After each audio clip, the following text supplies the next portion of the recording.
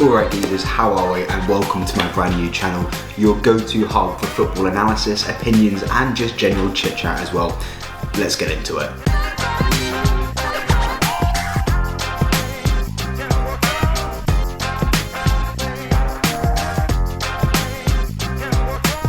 So you don't need me to tell you, the World Cup's on the horizon and it's going to cause absolute mayhem to the football calendar. Some teams are going to be playing as many as 6 Premier League games plus whatever other European fixtures they may have. I picked out 5 teams who I think need this October. They need a really strong one to see them through and answer some questions and some doubts that maybe some of us have about them. And where better to start than with Arsenal. Top of the league, 6 wins from 7. They're playing excellent football, high pressing, lots of possession, creating many chances per game. What pays testament to Arteta and the strength that he's had so far this season is the fact that some players have dropped out from injury, some players haven't been there, but it hasn't actually hampered them too much. They've managed to kick on, they've managed to succeed, and the style of play that Arteta wants them to play has continued throughout. The transfer strategy has been so bang on that where you're missing a Zinchenko, you have a Tierney. When you're missing a Tomiyasu or he's out of favour, you've got a Ben White there. That really is where Arsenal have kicked on from last season under Emery. Arsenal picked up wins, and especially in his first season, of course,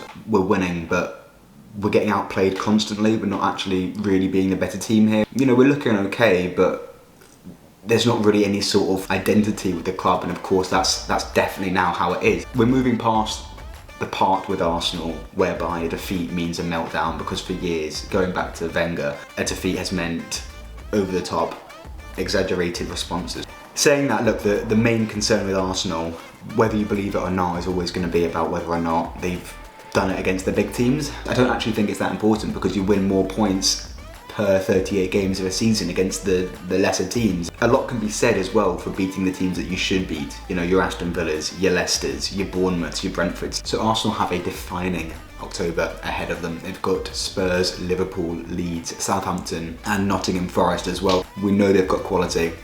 We know they've got style and a vision. I think shots for the title are daft because we're not ready yet. It's as simple as that. My points prediction from those 5 games, I think they will get 11 out of the 15. Could be optimistic, could be blindly ridiculous, but I think Arsenal really should be aiming for that, and I do think that is achievable with those fixtures. The second team we're going to be looking at is Brighton. They've lost Graham Potter. Graham Potter was a visionary, I think, to be honest. I think the way that he's turned Brighton into the side that they are now is genuinely very, very impressive. You know, he's taken fairly average looking players and he's made them so effective in a well-functioning system. They take risks, they're high pressing, each player has a lot of responsibility of what they're needed to do, and they're trusted with that responsibility based on the system and the style that they get drilled into them quite so intensely. Graham Potter's gone now and they brought in Roberto De Zerbi from Shakhtar Donetsk. When you look into the work that he's done, he likes to play possession based, intricate, detailed, attacking football as well. The Graham Potter mould,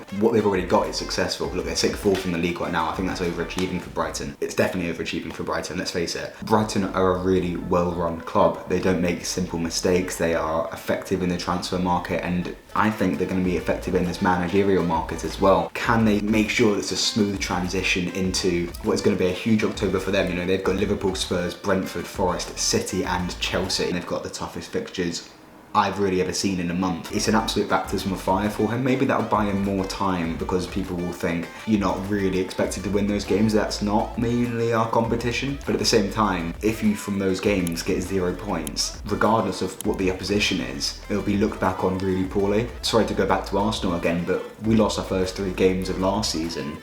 People forget that 2 of them were against the European and Premier League champions.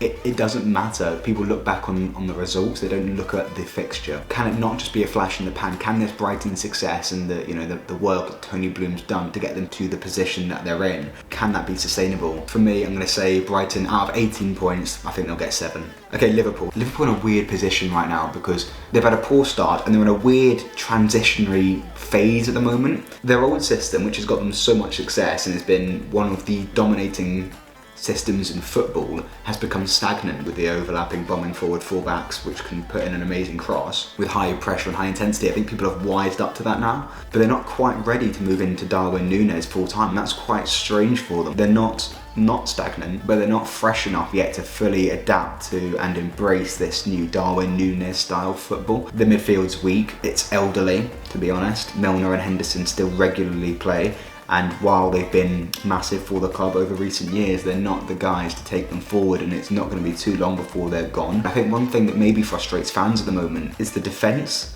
I'm not a passion merchant. I don't like when people say, oh, work harder, that's all it is, because it's not. Football's more nuanced than that. There's so much more to it than simply you need to put a shift in, you need to work hard, and that's how you win games, because it simply isn't. That's not how the game works. But when you see Trent tracking back so nonchalant and Van Dijk defending with pure aura alone, that's going to cause frustrations, and I think that maybe a level of complacency has slipped into it. Fulham away, first game of the season, they looked like they were so underprepared for it. I'm paraphrasing, Klopp said it was the most concerned he'd ever been with them. They've got Brighton at home, Arsenal away, City at home, West Ham at home, Forest away, and Leeds. These tricky fixtures are going to help them out. The players that they have are well accustomed to the biggest of games. You know, they've won everything there is to win over the last few years. I think it's going to psych them up to a level that will shake off the naivety that we've maybe somewhat got used to over recent months. They need to prove that they can adjust to a new system. They can add a level of unexpectedness that they haven't done so far, because I think everyone knows how Liverpool's going to play, and while that can be good for the players, they know exactly their roles and what they need to do.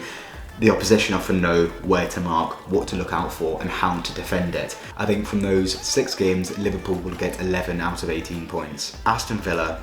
Where do we start with Aston Villa? Gerrard is simply not making best use of a good side. They've got a good squad, you know, you look at their attack, and Danny Ings is fairly handy, but he's stagnated. Ollie Watkins has stagnated massively after Dean Smith left. Jumping in for Scotland, as you've seen in the internationals recently, he's so much better. He plays far more forward and he dictates the play. He's the talisman, and he just isn't that for Aston Villa. I think he plays too deep. Leon Bailey and Coutinho have quality, but it's sporadic. It comes in bursts, and it's not consistent enough for a team looking to be upper end of the mid-table. But there could be the argument that they've turned a corner. They were stubborn against Arsenal. They caused Arsenal problems. They held City to a draw, commendably so, and they got over the line versus Southampton in a game which Gary Neville described as the least inspiring of all the Premier League games. Winning dirty, winning ugly.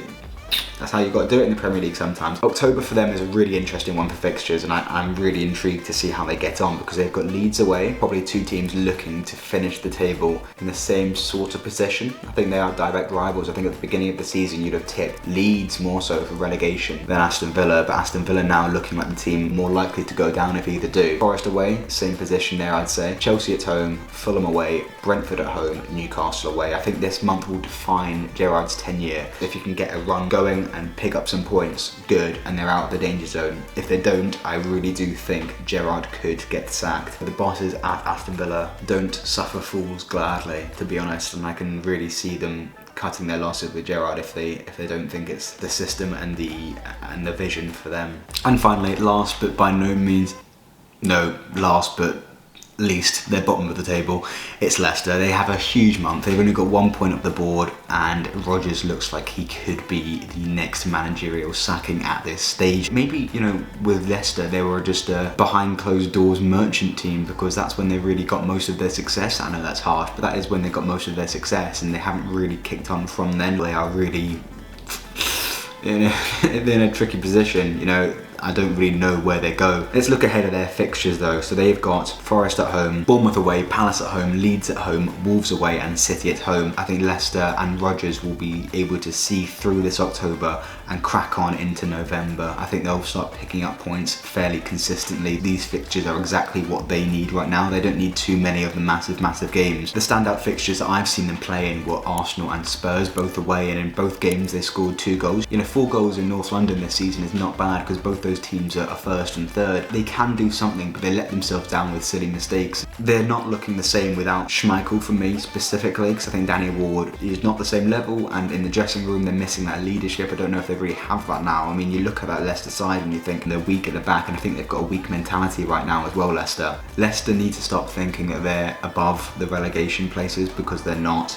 They are in trouble, and they could definitely go down. It's a genuinely real possibility for the club at the moment. I don't know if a managerial change would fix that. I still think Rodgers is a good manager, and I think he can get a different level out of the players that they've got right now, and I think it starts from the back going forward. From those 6 games, I think they'll get 7 points. I think that will be successful for them. I believe in the quality that they have against the opposition that they'll be facing. Well, there you have it, my 5 teams that I believe need to be watched this October. If you've enjoyed it, please like. If you haven't enjoyed it, like anyway, be sound, why not? Don't forget to subscribe and tap the notification bell. It's not something I ever tend to really do, but you know what? You're better than me, you can do it, I believe in you. I've got loads more planned over the coming weeks, months, etc. Hope you have a cracking day and see you next time.